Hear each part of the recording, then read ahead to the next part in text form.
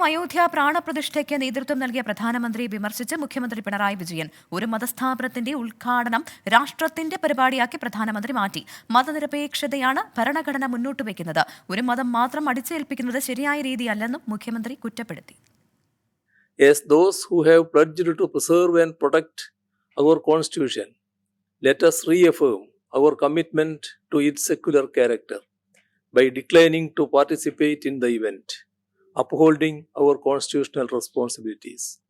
Let this serve as an opportunity to promote harmony and the spirit of common brotherhood amongst all the people of India, transcending religious, linguistic, and regional or sectional diversities. May India prosper further by developing scientific temper, humanism, and the spirit of inquiry and reform. Ayodhya രാഷ്ട്രീയ ചടങ്ങാക്കി മാറ്റിയതിനെതിരെ പ്രതിപക്ഷ നേതാവ് VD. Satheesan വിശ്വാസത്തെ രാഷ്ട്രീയവുമായി ചേർത്ത് വയ്ക്കുന്ന കുറുക്ക് വഴികളാണ് സംഘപരിവാറിനുള്ളതെന്നും പ്രതിപക്ഷ നേതാവ് കുറ്റപ്പെടുത്തി. അയോധ്യയിൽ രാമക്ഷേത്രം വൈകിയതിന് രാമനോട് ക്ഷമ ചോദിച്ച പ്രധാനമന്ത്രി നീതി വൈകിയതിന് മണിപ്പൂരിലെ സ്ത്രീകളോട് മാപ്പ് ചോദിക്കുമോ എന്ന് ബിനോയ് വിശ്വത്തിന്റെ ട്വീറ്റ്. രാമന്റെ പേരിൽ ബാബറി മസ്ജിദ് പൊളിച്ചതിന് വിശ്വാസികളോട് മാപ്പ് പറയുമോ എന്നും ബിനോയ് വിശ്വം ചോദിച്ചു. ഷഫീദ് റാവുത്തർ ചേരുന്നുണ്ട് തിരുവനന്തപുരത്ത് നിന്ന്. ഷഫീദ്, അങ്ങനെ പ്രധാനമന്ത്രിക്കെതിരെ രൂക്ഷമായ വിമർശനം മുഖ്യമന്ത്രി ഉന്നയിക്കുകയുണ്ടായി. ഭരണഘടനയുടെ മൂല്യങ്ങൾ എടുത്തു പറഞ്ഞുകൊണ്ടായിരുന്നു അദ്ദേഹത്തിന്റെ പ്രസംഗം. ഒപ്പം തന്നെ മറ്റ് രാഷ്ട്രീയ നേതാക്കളുടെ നിലപാട് അതെങ്ങനെയാണ്? അയോധ്യ പ്രാണപ്രതിഷ്ഠയിൽ അതൊരു രാജ്യത്തിന്റെ ചടങ്ങാക്കി മാറ്റിയതിലാണ് വിമർശനവുമായി ഇപ്പോൾ സംസ്ഥാന മുഖ്യമന്ത്രി പിണറായി വിജയൻ രംഗത്തെത്തിയിട്ടുള്ളത്. അദ്ദേഹം ഒരു വീഡിയോ സന്ദേശത്തിന്റെ രൂപത്തിൽ മുഖ്യമന്ത്രിയുടെ ഓഫീസ് പുറത്തിറക്കിയ ആ ദൃശ്യങ്ങളിലാണ് വിശദമായ രീതിയിൽ അദ്ദേഹത്തിന്റെ നിലപാട്, അല്ലെങ്കിൽ സംസ്ഥാന സർക്കാരിന്റെ നിലപാട് നിലയിൽ അദ്ദേഹം കാര്യങ്ങൾ വ്യക്തമാക്കുന്നത്. ഇന്ത്യൻ ജനാധിപത്യത്തിന്റെ ആത്മാവ് മതേതരത്വമാണ്. ഒരു മതം മാത്രം അടിച്ചേൽപ്പിക്കുന്നത് ശരിയായ രീതിയല്ല.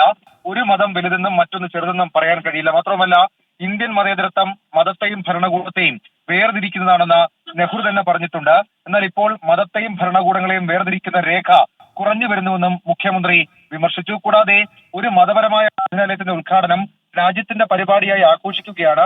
ചടങ്ങിൽ പങ്കെടുക്കാൻ ബന്ധപ്പെട്ടവരിൽ നിന്ന് ക്ഷണം ലഭിച്ചു. എന്നാൽ ഭരണഘടന സംരക്ഷിക്കാൻ പ്രതിജ്ഞ എടുത്തവർ എന്ന നിലയിൽ ഭരണഘടനാപരമായ ഉത്തരവാദിത്തങ്ങൾ ഉയർത്തിപ്പിടിക്കണം. അതുകൊണ്ട് അയോധ്യയിലേക്കുള്ള ക്ഷണം സ്വീകരിക്കാതെ മതനിരപേക്ഷ പ്രതിബദ്ധത ഉയർത്തിപ്പിടിക്കുന്നുവെന്നും മുഖ്യമന്ത്രി വിമർശിച്ചു. കൂടാതെ CPI സംസ്ഥാന സെക്രട്ടറി ബിനോയ് വിശ്വവും വിമർശനവുമായി രംഗത്തെത്തി. അദ്ദേഹം രണ്ട് ചോദ്യങ്ങളാണ് പ്രധാനമായും പ്രധാനമന്ത്രിയോട് ഉന്നയിക്കുന്നത്. ഒന്ന്, ക്ഷേത്രം വൈകിയതിന് രാമനോട് ക്ഷമാപണം ചെയ്ത പ്രധാനമന്ത്രി നീതി വൈകിപ്പിച്ചതിന് മണിപ്പൂരിലെ സ്ത്രീകളോട് മാപ്പ് പറയുമോ? രണ്ടാമത്തെ ചോദ്യം, രാമൻ സഹിഷ്ണുതയും സമഭാവനയുമാണെന്ന് പറഞ്ഞ മോദി രാമന്റെ പേരിൽ ബാബറി മസ്ജിദ് പൊളിച്ചതിന് വിശ്വാസികളോട് മാപ്പ് പറയുമോ എന്നുള്ളതായിരുന്നു ബിനോയ് വിശ്വത്തിന്റെ ചോദ്യം. അതേസമയം പ്രതിപക്ഷ നേതാവ് വി.ഡി. സതീശനും വിമർശനവുമായി സമൂഹ മാധ്യമങ്ങളിൽ സജീവമായി രംഗത്തെത്തി. അദ്ദേഹം പറഞ്ഞ കാര്യം ഇങ്ങനെയാണ്: വിശ്വാസത്തെ രാഷ്ട്രീയവുമായി ചേർത്ത് വെക്കുകയും അതിലൂടെ തിരഞ്ഞെടുപ്പ് രാഷ്ട്രീയം ലക്ഷ്യമിടുകയും ചെയ്യുന്നത് ഭരണഘടനയുടെയും ജനാധിപത്യത്തിന്റെയും അന്തസ്സത്തെ ചോദ്യം ചെയ്യുന്നതാണ്. സംഘപരിവാറിന് ദിശാബോധമുള്ള രാഷ്ട്രീയം പറയാനില്ല, ഉള്ളത് ചില കുറുക്ക് വഴികൾ മാത്രമാണെന്നും പ്രതിപക്ഷ നേതാവ് വി.ഡി. സതീശൻ കുറ്റപ്പെടുത്തി. അങ്ങനെ പലതരത്തിലുള്ള വിമർശനവും ഇതുമായി ബന്ധപ്പെട്ട് ഇപ്പോൾ ഉയർന്നു വരുന്നുണ്ട്. പ്രവിധ. ഷഫീദ് റാവുത്തറാണ് വിവരങ്ങൾ നൽകിയത്.